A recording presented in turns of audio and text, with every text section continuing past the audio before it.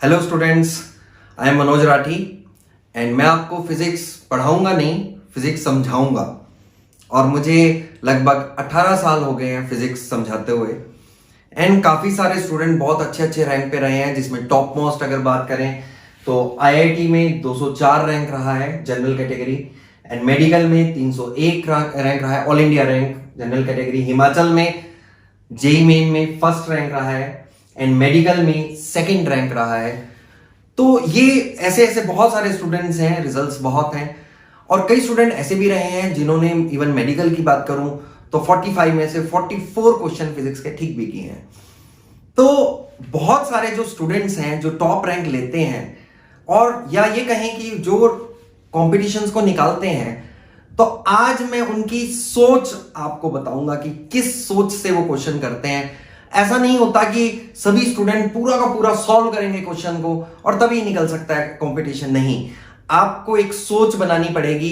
कई चीजें हैं जो हम उसी से सॉल्व कर सकते हैं। ये जो प्रोग्राम है ब्रह्मास्त्र, इसका पर्पस भी वही है, जिसमें हम कुछ ऐसे क्वेश्चंस लेंगे, इंपॉर्टेंट भी होंगे, प्रोबेबल भी होंगे, जिसको हम सॉल्व करेंगे कम टाइम में, और वो टाइम हम यूटिलाइज करेंगे किसमें? दूसरे क्वेश्चन जिसमें टाइम कंज्यूमिंग क्वेश्चन होते हैं। So let's start with first method, जिसको मैं बोल रहा हूं एवरेज मेथड। और ये काफी यूज होता है फिजिक्स में। मैं पूरी फिजिक्स की बात करूं तो इस मेथड को बहुत आसानी से यूज किया जा सकता है। मैं इसके क्वेश्चंस भी आपसे डिस्कस करूंगा। पहले समझते हैं ये मेथड क्या है, एवरेज मेथड।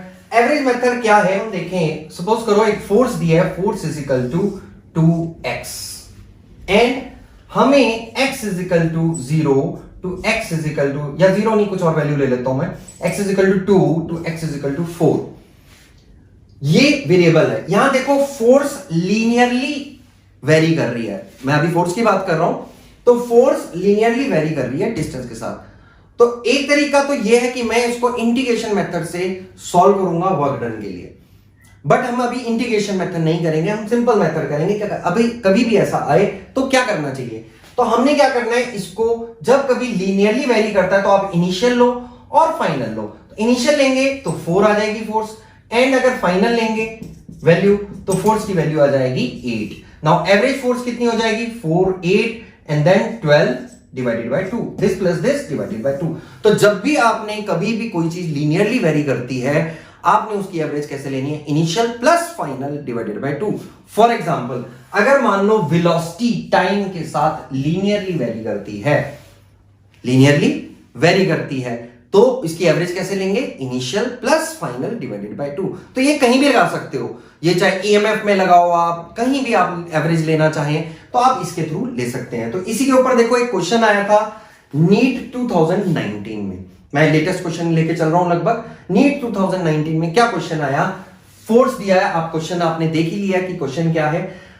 फोर्स दी हुई है तुम्हें, अब आप लीनियर वेरिएशन है, ये देखो लीनियरली वेरी कर रहा है। फोर्स इज लीनियरली का मतलब क्या होता है? Straight line. सो अगर हम देखें फोर्स y के साथ वेरी कर रहा है, ठीक है, ये कांस्टेंट है, कोई प्रॉब्लम नहीं है, बट लीनियर वेरिएशन है। तो हम क्या करेंगे, वैसे इसको करने का तरीका क्या है, अब मैंने सॉल्व किया हुआ है, आप पॉज करके इसको चेक भी कर सकते हैं। स्मॉल वर्क डन निकाला, force into dy, then integration, फिर इसको सॉल्व करेंगे, इंटीग्रेशन की वैल्यू डाल के हमने आंसर निकाला। लेकिन अब मैं इसको डायरेक्ट करूंगा। अब इसको अगर आप सॉल्व करोगे कम से कम 2 मिनट लग जाते हैं, और मेडिकल के स्टूडेंट्स को तो ज्यादा ही टाइम लग सकता है। तो अब मैं इसको सिंपल तरीके से कैसे करूंगा, पहले 0 टू 1 है, तो पहले मैं 0 डालता हूं। 0 डालूंगा तो फोर्स कितनी आई? 20। और जब मैं इसमें वैल्यू 1 डालूंगा, ये फोर्स 1, फोर्स 2 कितनी आई? 30, क्योंकि जब मैं इसमें 1 डालूंगा तो 30 आई। तो फिर मैंने क्या बोला, इसको एवरेज बना लो। एवरेज मतलब this plus this divided by 2। तो एवरेज क्या होगा? 20 plus 30 divided by 2। So this will become what? 25। So average force कितनी आ गई हमारे पास? 25। और डिस्टेंस कितना ट्रेवल किया है? 0 से 1। तो आपने क्या करा, फोर्स को कांस्टेंट बना लिया। एवरेज फोर्स कितनी है? 25। डिस्टेंस कितना है? 1। So answer is 25। So with fraction of second हम इस क्वेश्चन को सॉल्व कर सकेंगे। 5 सेकंड में क्वेश्चन सॉल्व होगा, अदरवाइज 2 मिनट लग जाते हैं आपको। अब आते हैं एक और क्वेश्चन। ये देखो मैंने फिर से लेटेस्ट एक क्वेश्चन और लिया है, जेईई मेन 2020 का क्वेश्चन आपने पढ़ लिया है क्वेश्चन। तो देखो अब इस केस में ये क्वेश्चन इस तरह से दिया हुआ है। अब आधे स्टूडेंट तो घबरा ही जाते हैं इसमें, मेडिकल के स्टूडेंट्स तो खासकर इतना आई कैप जे कैप ये सब कैसे होगा। ऊपर से ये भी पता लग गया इंटीग्रेशन तो होएगी इसमें, तो हम इंटीग्रेशन नहीं करेंगे। ठीक है, हम इसको दो पार्ट्स में डिवाइड कर लेंगे। हम पहले एक ये पार्ट है और एक ये पार्ट है। हमेशा जब भी क्वेश्चन करना है इनको दो पार्ट को अलग अलग रखो। पहले इसको देखते हैं। देखिए बॉडी यहां से आ गई है, पर मुझे पहले ये वाला पार्ट चाहिए। ठीक है, अगर मुझे पहले ये वाला पार्ट चाहिए, यानी फोर्स कहां को लग रही है, देख रहे हो, इस डायरेक्शन में लग रही है। और फोर्स सीधी सी बात है, वेरिएबल भी है ये फोर्स। मैं ये कहूंगा force along x axis is equal to minus X है, वेरिएबल फोर्स है, लीनियरली वेरी कर रही है। अगर ये लीनियरली वेरी कर रही है, ये फोर्स इधर को लग रही है और लीनियरली वेरी कर रही है, तो मैं क्या करूंगा, इनिशियल और फाइनल फोर्स निकालूंगा। इनिशियल यानी x को 0 डालूंगा, x को x को 1 डालूंगा। पहले कितना आया, -1। when we put x is equal to 1, when we put x is equal to 0, जब यहां तक पहुंचते हैं x की वैल्यू, यहां से यहां पहुंचते हैं, x की वैल्यू 1 से 0 पहुंच रही है, तो यहां 0 पहुंच रही है, तो यहां पर फोर्स क्या हो जाएगी, 0 हो जाएगी। अब एवरेज फोर्स क्या होगी, इसका ऐड करके 0 प्लस -1 डिवाइडेड बाय 2, यानी -1/2। तो -1/2 तो फोर्स होगी। और डिस्प्लेसमेंट कितनी हुई यहां से यहां तक, इस डायरेक्शन की। अच्छा, फोर्स अगर इस डायरेक्शन की है, एक बात तो क्लियर है, इस फोर्स का कोई लेना देना नहीं है फिलहाल। क्यों? क्योंकि अगर डिस्प्लेसमेंट तुम इस डायरेक्शन की ले रहे हो तो ये वाली फोर्स की वजह से वर्क डन 0 होगा, क्योंकि परपेंडिकुलर है। बट एनीवे, ये आ गया फोर्स। और डिस्प्लेसमेंट कहां से कहां हुई है, यहां से यहां हुई है, 0 से 1, यानी डिस्प्लेसमेंट नेगेटिव हुई है, तो वर्क डन क्या होगा, work done along x axis half आ गया हमारा आंसर, राइट। -1/2 इंटू -1। नाउ अब दूसरी फोर्स, अब ये वाली फोर्स पकड़ते हैं। ये फोर्स कहां को लग रही है, ऊपर को लग रही है, y डायरेक्शन में। डिस्प्लेसमेंट भी कहां को हो रही है, ऊपर को हो रही है डिस्प्लेसमेंट, राइट। अब अगर डिस्प्लेसमेंट भी ऊपर को हो रही है, 0 to 1 पॉजिटिव, फिर से एवरेज तो वही लेनी है ना, क्योंकि लीनियरली वेरी कर रही है। फोर्स वर्क डन निकालना है फिर से हमने। एवरेज फोर्स क्या है, ये y का भी, वो भी 1/2 आएगी, मल्टीप्लाई बाय 1, तो इसका वर्क डन भी हाफ आया, ये भी हाफ आया। और दूसरा वर्क डन कौन सा था, ये वाला भी हाफ आया। दोनों को ऐड करेंगे तो कितना आएगा, 1। So our answer is 1। तो ऑप्शन में आपके पास है। तो देखा तुमने, इसमें इंडिकेशन की जरूरत नहीं पड़ी। अब हम नेक्स्ट क्वेश्चन करते हैं। सो स्टूडेंट्स, अब देखो एवरेज का एक और कॉन्सेप्ट हम यूज करते हैं रॉड के लिए। सपोज करो एक रॉड है और इसकी लेंथ L है और वो इस तरह से खड़ी हुई है। तो अब आपको पता है यहां पर मास जो है, हाइट अलग अलग हाइट है, तो हम कैलकुलेट करेंगे कि इसका सेंटर ऑफ मास कहां है और पोटेंशियल एनर्जी हमें कैलकुलेट करनी है। तो सेंटर ऑफ मास ये रहा L/2 एंड इसकी पोटेंशियल एनर्जी क्या होगी, mg/2। करेक्ट, क्योंकि इसकी यूनिफॉर्म डेंसिटी है तभी ऐसा हुआ है। एनीवे, अब इस कॉन्सेप्ट में अगर मान लो मैं इस रॉड के लिए ग्राउंड ये ले लूं, ग्राउंड अगर ये है, तो इसकी पोटेंशियल एनर्जी क्या होगी, -mg/2। करेक्ट। अब ये क्वेश्चन एक जेईई मेन 2019 में आया था। अब इस क्वेश्चन का बेसिक तरीका मैंने ये लिखा हुआ है, L/N चेन हैंग कर रही है आपकी, और हमें निकालना है इस चेन को अगर मैं वापस ऊपर ले आऊं टेबल पर, तो what is the work done. Now एक तो तरीका देखा जाए तो सिंपल ही तरीका है कि हम उसका पहले मास निकाल लें, फिर पोटेंशियल एनर्जी निकाल लें, और ये कैलकुलेट कर लिया। तो इसमें मेरे ख्याल से 1 या 1.5 मिनट लग सकता है अगर कोई स्टूडेंट पहली बार कर रहा है, क्योंकि कई बार हम दूसरे क्वेश्चंस कर रहे होते हैं। पर अब n की फॉर्म में आ गया है, तो मेडिकल के खासकर स्टूडेंट इसमें प्रॉब्लम कर देते हैं। तो अब क्या करें, हम क्या करते हैं, n की वैल्यू डाल देते हैं। n की वैल्यू हम 1 डाल देते हैं, राइट।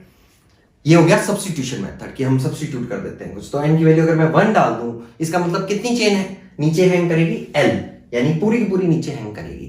और अगर पूरी की पूरी नीचे हैंग करेगी तो उसकी पोटेंशियल एनर्जी क्या होगी, तो उसकी पोटेंशियल एनर्जी होगी -mg/L/2,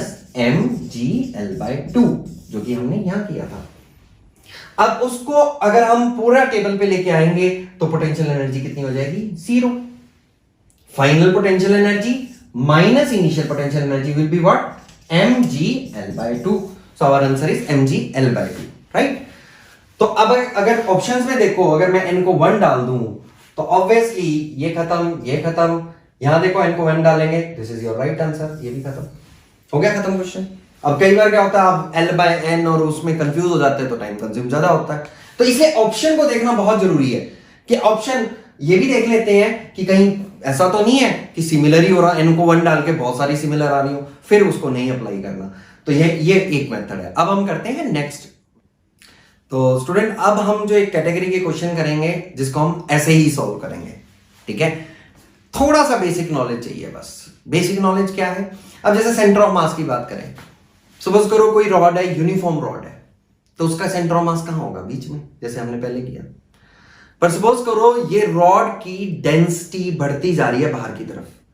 डेंसिटी बढ़ती जा रही है का मतलब मान लो ये भारी होता जा रहा है इधर साइड से, इसका मतलब सेंटर ऑफ मास कहां को शिफ्ट करेगा? इधर को शिफ्ट करेगा, बाहर की तरफ शिफ्ट करेगा। Point clear?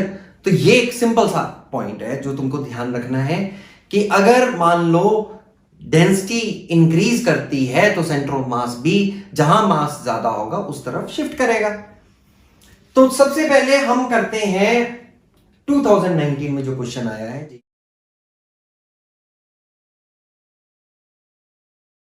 अब देखें जरा क्वेश्चन में, ये एक रेक्टेंगल है और इस रेक्टेंगल में हमारे पास ये जो पोर्शन है, इस पोर्शन को बाहर निकाल दिया है। अब इस क्वेश्चन को मतलब इस पोर्शन को बाहर निकाल लिया और हमें बचे हुए पोर्शन का सेंटर ऑफ मास निकालना है। सबसे पहले एक बात को ध्यान रखना आपने, ये इन दोनों बॉडीज का, मान लेते हैं ये फर्स्ट बॉडी है और ये सेकंड बॉडी है। अब इस सेकंड बॉडी का सेंटर ऑफ मास यहां होगा, एक दोनों का कॉम्बिनेशन का सेंटर ऑफ मास यहां होगा, तो तीसरा जो होगा वो इसी लाइन पे होगा ना कहीं, यानी जो बचा हुआ पोर्शन है उसका सेंटर ऑफ मास यहां कहीं होगा। ठीक है? अब तुम ये सोचो, इसका मतलब अगर मैं कोऑर्डिनेट्स को देखूं, ये 0 0 है, ये A0 है, ये A/2 है यानी 1/2, यहां B/2, तो इसका मतलब जो भी होगा सेंटर ऑफ मास इस वाले में ही, क्वाड्रेंट समझ लो इसको, या ये वाले पोर्शन में ही लाई करना चाहिए। तो अब चार ऑप्शन को देखो आप ध्यान से। 2/3, 2/3 तुम खुद बताओ, 2/3 आगे निकल गया, ये नहीं हो सकता। 3/4 ये भी नहीं हो सकता, ये भी 1/2 से आगे निकल गया। 5/3 ये भी निकल गया। पता लग गया आंसर? खत्म। 5/12। अब ये भी है कि 3 ऑप्शन एलिमिनेट कर दोगे, चौथी भी चेक करो, जरूरत ही नहीं है। जब आपको कॉन्फिडेंट हो कि आपको पता है यहां से बाहर नहीं निकलना चाहिए, यहां से बाहर नहीं निकलनी है, ना A/2 से बाहर निकलना चाहिए, ना B/2 से बाहर निकलना चाहिए, और अगर वहां से बाहर निकलता तो ये वो आंसर नहीं है तुम्हारा, तो दैट इज सॉल्व्ड। सो अब ये आ गया। अब इस क्वेश्चन को देखो आप जरा फिर से, क्वेश्चन आपने पढ़ लिया होगा। इसमें डेंसिटी जो है आर स्क्वायर के साथ वेरी कर रही है। अब एक बात बताओ, डेंसिटी आर स्क्वायर के साथ वेरी जब कर रही है, सपोज कर लेते हैं अगर डेंसिटी आर स्क्वायर के साथ वेरी नहीं कर रही होती तो क्या होना था? मोमेंट ऑफ इनर्शिया mr²/2 होना था, राइट? अब क्या हुआ? अब डेंसिटी बाहर की तरफ वेरी करने लगी। वेरी करने का मतलब क्या हुआ? मास बढ़ने लगा, इंक्रीज होने लगा। पहले तो देखो मास जितना भी था, लेकिन अगर अब डेंसिटी बढ़ती जा रही है, अब मास ऑब्वियसली बढ़ेगा, और अगर मास बढ़ेगा तो ऑब्वियस सी बात है बाहर की तरफ तुम्हारा जो, ये कहें कि मास अगर बढ़ता जा रहा है तो मोमेंट ऑफ इनर्शिया बढ़ेगा, इंक्रीज करना चाहिए। इंक्रीज करना चाहिए यानी mr²/2 से ज्यादा होना चाहिए। एक बात देखो, इसमें mr²/2 ये है, ये भी कम है, ये भी कम है, so answer is this. That's all, खत्म। आया समझ? अब एक और क्वेश्चन करते हैं। देखें 2008 में आया था ये क्वेश्चन, ये दोनों क्वेश्चन 2019 में आए थे। अब ये क्वेश्चन देखें, क्वेश्चन पढ़ लिया आपने, यहां देख लो कैसे वेरी कर रहा है, n के साथ वेरी कर रहा है। n के साथ वेरी कर रहा है तो n कहने का मतलब डेंसिटी जो है वो n के साथ इस तरह से मास अपॉन लेंथ इंक्रीज कर रही है। मैंने अभी आपको बताया कि अगर सपोज करो ये यूनिफॉर्म हो, यूनिफॉर्म होने का मतलब डेंसिटी कांस्टेंट होना, मास पर यूनिट लेंथ कांस्टेंट होना, यानी n की वैल्यू 0 होना। तो n की वैल्यू 0 है, जब ये कांस्टेंट है तो सेंटर ऑफ मास कहां होगा? सेंटर में, L/2। जब n की वैल्यू 0 है तो इसका मतलब रॉड की मास पर यूनिट लेंथ कांस्टेंट है, या ये कहें उसकी डेंसिटी कांस्टेंट है, तो सेंटर ऑफ मास सेंटर में होगा, यानी n 0 पर। तो अगर हम देखें n 0 पर, ये 4 ऑप्शन हमने बनाए हैं, n 0 पर कौन सा ऑप्शन है जो खत्म ही हो जाता है? वो है ये। क्यों? क्योंकि n 0 पर सेंटर ऑफ मास कहां होना चाहिए? L/2। इसको हम बाउंड्री कंडीशंस भी बोलते हैं, दोनों को मिक्स कर दिया। मैं बाउंड्री कंडीशन इसके बाद बताता हूं तुमको। अब अगर देखा जाए, फिर मैंने क्या बात बताई तुम्हें? डेंसिटी n की वैल्यू बढ़ाते जाओगे तो डेंसिटी भी बढ़ती जाएगी, तो इसका मतलब बढ़ती जाएगी, तो इसका मतलब सेंटर ऑफ मास कहां जाता रहेगा? यहां जाता रहेगा, यहां जाता रहेगा, बाहर की तरफ। और अगर n की वैल्यू इन्फिनिटी अप्रोच कर जाए तो डेंसिटी भी इनफाइनाइट की तरफ जाने लगेगी, जैसे ब्लैक होल्स की डेंसिटी होती है। तो इसका मतलब फिर तो सेंटर ऑफ मास वहीं का वहीं आ जाएगा, इतनी ज्यादा डेंसिटी है उसकी। तो दैट मींस ये वैल्यू देख रहे हो, लीनियरली तो नहीं, मतलब नॉन लीनियर वेरिएशन है, पर इंक्रीज हो रहा है कॉन्टिन्यूसली। तो इसका मतलब सेंटर ऑफ मास L/2 से L की तरफ जाएगा। मतलब मैक्सिमम क्या हो सकता है, मैक्सिमम यहां होगा, बहुत क्लोज इंफिनिटी होने पर। तो इसका मतलब इंक्रीज होना चाहिए। इसका मतलब ये वाला तो गलत हो गया पहले ही। अब ये और ये में क्या है, ये क्यों नहीं होगा, क्योंकि ये कॉन्टिन्यूस है ही नहीं। ये देख रहे हो, ये कॉन्टिन्यूसली इंक्रीज होना चाहिए, तो ये कॉन्टिन्यूस इंक्रीज सिर्फ ये है, तो ये आंसर इज दिस। तो आपने देखा, हमने ना तो पेन लिया, अगर ये सारे सॉल्व करने लगे तो हमको इंटीग्रेशन करनी पड़ेगी, और उसमें कम से कम इसमें मुझे लगता है 3 से 4 मिनट लग सकते हैं कम से कम एक नॉर्मल स्टूडेंट के लिए। और अगर ये क्वेश्चन मेडिकल में भी आ सकते हैं, कहीं मेडिकल वाले ये ना सोचे हमारा तो क्वेश्चन कराया ही नहीं। तो मैं आपको एक बात बता दूं, पुराने जेईई मेन के क्वेश्चन नीट में आने के पूरे चांस है। तुम तो आंसर ही याद रख लेना, इनके सीधा क्वेश्चन आ सकता है। करेक्ट। अब मैं बाउंड्री कंडीशन करता हूं। सो स्टूडेंट, अब हम एक पॉइंट करेंगे, बाउंड्री कंडीशन मेथड है हमारा। क्या करते हैं हम, इनिशियल और फाइनल पोजीशंस को देखते हैं सिर्फ। तो अब जैसे ये क्वेश्चन है, इसमें रोप आपने क्वेश्चन पढ़ा है कि टेंशन निकालनी है हमें एट ए डिस्टेंस x पर। हमें इस रोप में क्या कैलकुलेट करना है, टेंशन की वैल्यू कितनी है। तो सिंपल है, मैं एक काम करता हूं, पहले एक कंडीशन लेते हैं सबसे इस पॉइंट पर। देखो, पहले एक बाउंड्री लेते हैं इसकी, ये वाली बाउंड्री। यहां पर मैं x को क्या डाल देता हूं, 0। ठीक है। अब x को 0 डालेंगे तो अब चेक करते हैं हमारा आंसर क्या है। वैसे देखा जाए यहां पर टेंशन कितनी होगी, क्योंकि पूरी इस रोप का मास क्या है, m, और टेंशन क्या आ जाएगी, mg आनी चाहिए। तो हमें क्या डालना है, x को 0 डालना है। तो x को अगर हम 0 डालें, अच्छा ये ऑप्शन पॉसिबल नहीं है। क्यों नहीं है, ऑब्वियस सी बात है, यहां से यहां टेंशन वेरी करेगी, तो ये ऑप्शन तो हम ले नहीं सकते। दूसरा और कौन सा ऑप्शन है, अब x को मैं 0 डालता हूं, x को 0 डालने पे ये तो 0 ही हो गया, ये भी खत्म हो गया ऑप्शन x को 0 डालने से।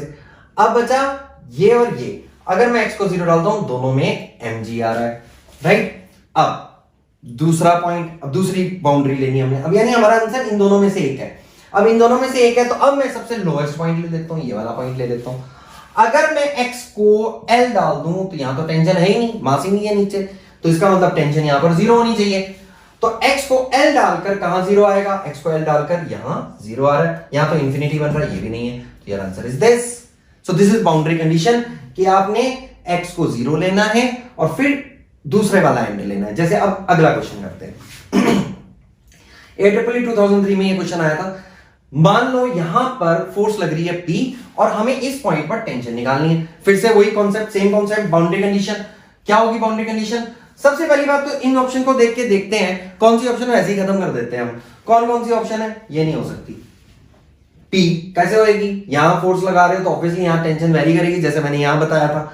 फिर उसके बाद ये ऑप्शन, और कौन सी है जो खत्म हो जानी चाहिए, ये वाली ऑप्शन। देखो ये ऑप्शन नहीं होनी चाहिए, क्यों, क्योंकि देखो m माइनस m यानी इससे कम हो गया, तो खुद सोचो ये फोर्स से ज्यादा नहीं होगी, फोर्स P लगा रहे हो और यहां पर फोर्स उससे भी ज्यादा आ जाए, नहीं हो सकता ना, तो ये ऑप्शन भी खत्म। तो 2 ऑप्शन तो हमने पहले ही खत्म कर दिए। अब नेक्स्ट, अगर ये रोप का मास मैं 0 ले लूं तो क्या होगा। अगर रोप का मास मैं 0 ले लूं तो सारी की सारी फोर्स यहां लगेगी, यानी टेंशन क्या आएगी उस केस में, P। तो इसका मतलब अब देखते हैं m को 0 डाल के P कहां आता है, m को 0 यहां डाला हमने, यहां देखो यहां पर 0 डाला, 0 P/m आया। यहां पर डालो m को 0, अगर तुम यहां को m को 0 डालोगे m कट जाएगा और P आ जाएगा। So that is your answer, this is not your answer. हो गया खत्म। फिर से AEEE 2007 में भी आया था, अगेन नीट में आ सकता है ऐसा क्वेश्चन, बहुत चांसेस है। अब देखो यहां पर फिर से फोर्स F लगाई, मास m, स्मॉल m, यहां हमें फोर्स निकालनी, बिल्कुल सिमिलर क्वेश्चन है। क्या करोगे अब इस केस में, देखो अब इसमें भी हमने क्या करना है, फिर से सेम कंडीशन लगाओ, फोर्स F लगा रहे हो। जब हम पहले तो बताओ इसमें से कौन सी ऑप्शंस हैं जिसको हमें खत्म कर देना चाहिए। सबसे पहले हमें इसको खत्म कर देना चाहिए, ये हमारा आंसर नहीं है, राइट। अब देखते हैं, अगर मान लो कैपिटल M को मैं 0 डालता हूं तो यहां फोर्स कितनी आती है, F आती है। तो कैपिटल M को 0 डालने से फोर्स F, ये खत्म हो गया ऑप्शन। कैपिटल M को 0 डालने से यहां देखो कैपिटल M को 0 डालोगे इंफिनिटी, ये भी खत्म, ये तो वैसे ही आ गया, जरूरत ही नहीं पड़ी। कैपिटल एम को 0 डाला, फोर्स एफ आ गई ना, कैपिटल एम को 0 डालोगे तो फोर्स एफ आएगी, तो ये भी आसानी से हो गया। कहने का मतलब वैसे तो इसको दूसरे तरीके से कर सकते हैं, बट अगर आपके माइंड में ये चीजें चल रही हैं तो बहुत जल्दी सॉल्व हो सकता है क्वेश्चन। जैसे एक क्वेश्चन और छोटा सा करते हैं हम। सो स्टूडेंट, अब देखते हैं कुछ क्वेश्चन ऐसे होते हैं वैल्यू बेस्ड, और हमने अब देखो पहले भी आपने देखा हमें ऑप्शन एलिमिनेट करने हैं। जैसे आपने देखा कौन बनेगा करोड़पति में भी वो क्या करता है, ये हो सकता है, ये नहीं हो सकता। तो हमें क्वेश्चन स्टार्ट करने से पहले ये चीजें देख लेनी चाहिए, जिससे हमें ज्यादा टाइम कंज्यूम ना करना पड़े। अब जैसे अभी इस केस में देखो, ये क्वेश्चन आया था जेईई मेन में, आईआईटी में आया था रादर ये, और आगे आता रहेगा, कुछ पता नहीं नीट में आ जाए ये क्वेश्चन। तो आप ये चीज देखो, इस केस में हमारे पास ये दिया है और ये पुली का मास m दिया है, इसका मास m दिया है। हमें क्या करना है, हमें रिएक्शन निकालना है पुली के ऊपर कि रिएक्शन कितनी होगी, कि पुली पर कितना रिएक्शन ये एक्सर्ट कर रहा है। तो अब इस क्वेश्चन को बिल्कुल सिंपल बना देते हैं। मान लो अगर ये मास ना होता तो क्या होना था, तो क्या होना था, सिर्फ पुली का मास होना था mg, और यही रिएक्शन होना था, r = mg होना चाहिए था। तो कैपिटल m को 0 डाल देते हैं, ये ऑप्शन खत्म। ठीक है, कैपिटल M को 0 डाल देते हैं, यहां डाल देते हैं, ये ऑप्शन खत्म। mg है, ये वैसे ही खत्म, करने की जरूरत है चेक नहीं ना, लेकिन फिर भी इसमें अगर तुम डालोगे, अगर हम कैपिटल M को 0 डालेंगे तो तुम्हारा आंसर क्या आ जाएगा, mg। तो बस हो गया खत्म। तो बहुत सारे क्वेश्चन ऐसे भी होते हैं जिसको हम सिंपल वैल्यू डालकर सॉल्व कर सकते हैं। तो स्टूडेंट, ये हमारे कोर्स का पर्पस है कि हम लोग क्या करेंगे कि आपको एक कॉन्सेप्ट समझाएंगे, एक सोच देंगे। अभी बहुत सारी चीजें ऐसी हैं जिसको अगर हम सॉल्व करना चाहें, तो अगर हम 8 से 9 क्वेश्चन भी सॉल्व कर पाते हैं 45 में से, तो आपका वो टाइम कितना सेव करता है, ये बड़ी इंपॉर्टेंट बात है। तो आई विल से, आप अगर हो सके तो इस कोर्स को ज्वाइन करें और फिर प्रैक्टिस करें, जो क्वेश्चन हम 25 क्वेश्चन हम देंगे। Okay, thank you.